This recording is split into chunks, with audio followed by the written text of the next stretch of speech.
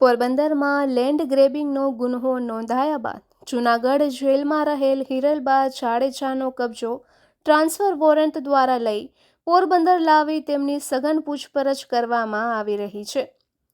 મૂળ પોરબંદરના કે સૂરજ પેલેસ ખાતે તથા છેલ્લા કેટલાક વર્ષોથી યુકે રહેતા અને કુતિયાણાના પૂર્વ ધારાસભ્ય ભૂરાભાઈ જાડેજાના પત્ની ચોલાબેન ભૂરાભાઈ કડછાએ ગઈકાલે કમલાબાગ પોલીસ મથકમાં હિરલબા જાડેજા વિરુદ્ધ લેન્ડ ગ્રેબિંગ એક્ટ હેઠળ ફરિયાદ નોંધાવી જણાવ્યું હતું કે તેના પતિ ભૂરાભાઈના અગાઉ રાજીબેન નામની મહિલા સાથે છૂટાછેડા થયા બાદ 1986ની સાલમાં ચોલાબેન સાથે યુકેમાં લગ્ન રજીસ્ટર કરાવ્યા હતા અને કેટલોક સમય તેઓ યુકે અને કેટલોક સમય ભારત ખાતે રહેતા હતા.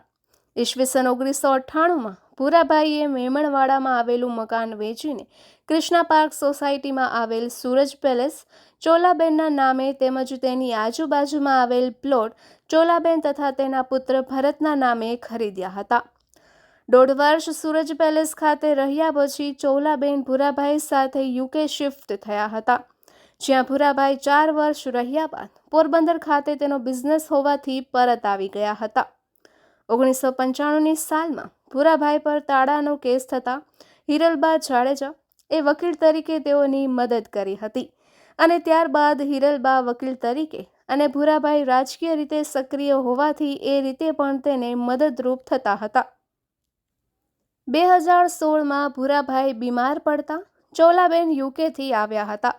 2 દિવસની સારવાર પછી ભૂરાભાઈનું અવસાન થતાં તેની અંતિમ વિધિ સૂરજ પેલેસ બંગલા ખાતે પૂર્ણ થયાના 1.5 માસ દરમિયાન ચોલાબેનના સંતાનો યુકે પરત જતા રહ્યા હતા. ત્યાર પછી ચોલાબેનને હિરલબાએ સૂરજ પેલેસ તથા તેની આજુબાજુમાં આવેલ બધી મિલકત પોતાની હોવાનું અને તેમાં ચોલાબેનનો કોઈ હક હિસ્સો ન હોવાનું જણાવી કાઢી મૂકતા જેઠના દીકરા એભાભાઈને ત્યાં 4 મહિના રોકાયા હતા.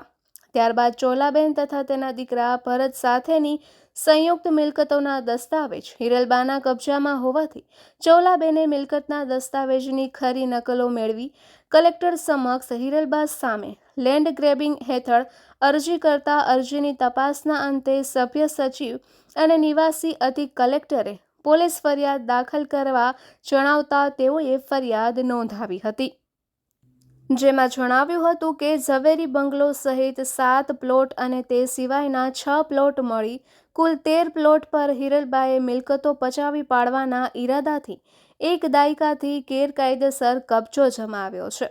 આથી પોલીસે સાયબર ક્રાઇમ સહિતના ગુન્હામાં જૂનાગઢ જેલમાં રહેલ હિરલબાનો ટ્રાન્સફર વોરંટથી કબજો લઈ પોરબંદર લાવી વધુ પૂછપરછ હાથ ધરી છે અને આજે બુધવારે તેઓને રિમાન્ડની માંગ સાથે કોર્ટમાં પણ રજૂ કરવામાં આવશે. નિપુલ પોપટ, પોરબંદર ટાઈમ્સ.